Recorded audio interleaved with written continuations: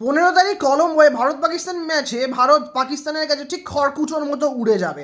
ভারত সেই ম্যাচে দাঁড়াতেই পারবে না এবং 2021-এ যেমন 152-0 10 উইকেটে পাকিস্তান ভারতকে পরাজিত করেছিল, ঠিক সেইভাবেই পর্যদুস্ত করবে আবার। এমন পর্যদুস্ত করবে যাতে ভারত সারা জীবন বা জেনারেশন অনুযায়ী এই ম্যাচটাকে মনে রাখে। পাকিস্তান মিডিয়া বলছে প্রথমে ব্যাট করতে নেবেন সাহিরজাদা ফারহান। তিনি এখন সবথেকে দারুণ ফর্মে রয়েছেন পাকিস্তান ব্যাটসম্যান হিসাবে। তিনি ভারতকে হারিয়ে হারিয়ে ক্লান্ত হয়ে পড়েছেন, তাই তার কাছে এটা একটা সাধারণ ম্যাচ। তিনি এই ম্যাচে দারুণ পারফরমেন্স করবে। তিনি যদি না পারেন তাহলে আছেন স্যাম আয়ুব, যিনি অভিষেক শর্মার থেকেও বেশি ভয়ঙ্কর এবং টেকনিক্যালি অভিষেক শর্মার থেকেও বেশি ভালো এবং গুরুত্বপূর্ণ প্লেয়ার। তিনি না পারলেও আছেন the greatest of all time Babar Azam. Babar Azam একাই ছাড়খাড় করে দিতে পারেন ভারত টিমকে এবং তানভীর আহমেদ বলেছেন 150+ স্ট্রাইক রেটে বাবর আজম ভারতের বিরুদ্ধে ব্যাটিং করবেন এবং অনবদ্য একটা ইনিংস তিনি সেই দিনকে মাঠে খেলে দেখাবেন। তার সেটা না হলে হচ্ছে সলমান আলী আগা না থাকলেও আছেন হচ্ছে শাদাব খান না হলেও ফাহিম আশরাফ, শেষ দিকে নেবে শাহিন শাহ আফ্রিদি পর্যন্ত বিরাট বড় বড় ছয় মারতে সক্ষম। তাই পাকিস্তান এই ম্যাচে কোনোভাবেই ফ্লপ হবে না। আর যদি হয়েও যায় ব্যাটিংয়ের দিক থেকে কিছুটা কম রান হয়, বোলিংয়ের দিক থেকে তারা পুষিয়ে দেবে। আবরার আহমেদ, তার সঙ্গে রয়েছেন উসমান তারিক, যাকে নিয়ে সব থেকে বেশি আলোচনা হচ্ছে। প্রথমে শাদাব খান, মোহাম্মদ নওয়াজ, স্যাম আয়ুব, যিনি পার্ট টাইম অফ স্পিনারের থেকে বেশি ভালো বল করতে পারেন। নওয়াজ দুরন্ত বল করতে পারছেন। শাদাব খান, যার বল অসম্ভব ভালো টার্ন করছে।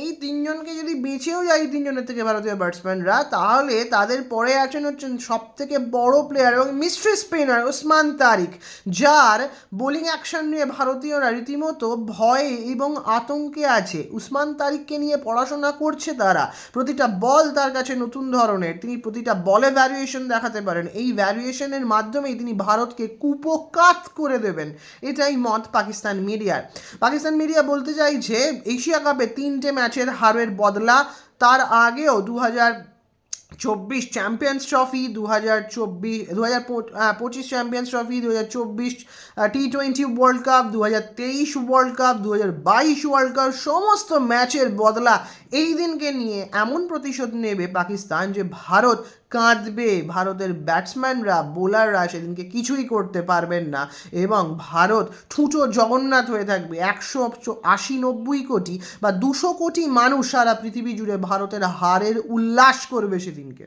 এমনটাই মনে করছেন পাকিস্তান মিডিয়া। এবং পাকিস্তান মিডিয়ার তরফ থেকে ঢালাওভাবে প্রচার করা পর্যন্ত হচ্ছে ভারত খেলতে ভয় পাচ্ছিল, তাই পাকিস্তান বয়কটের সিদ্ধান্ত নিয়েছিল।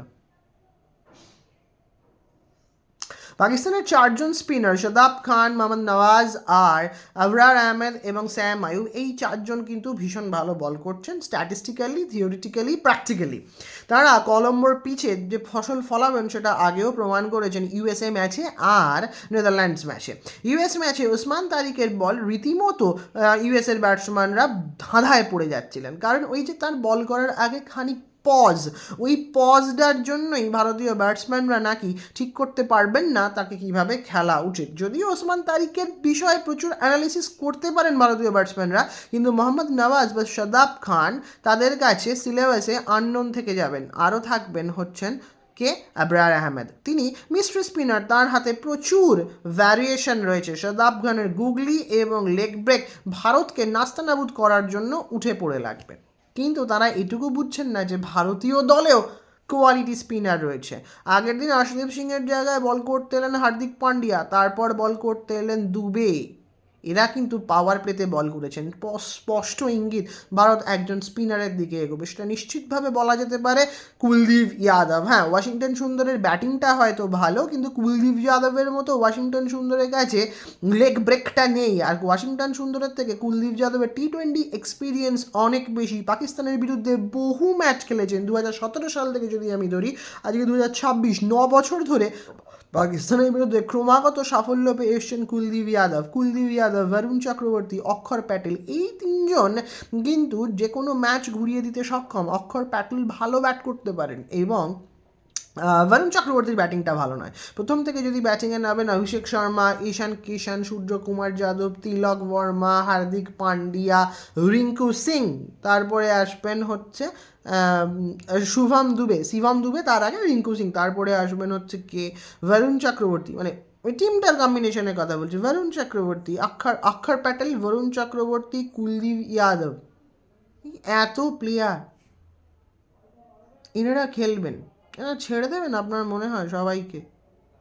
যশপ্রীত বুমরার বল এতই সোজা, টেনে টেনে ছয় মারা যাবে মাঠের বাইরে, প্রতিটা ম্যাচে শাহজাদা ফারহান যেটা বলছিলেন তিনি মেরে বুমরার কেরিয়ার শেষ করে দেবেন, এতটা সোজা?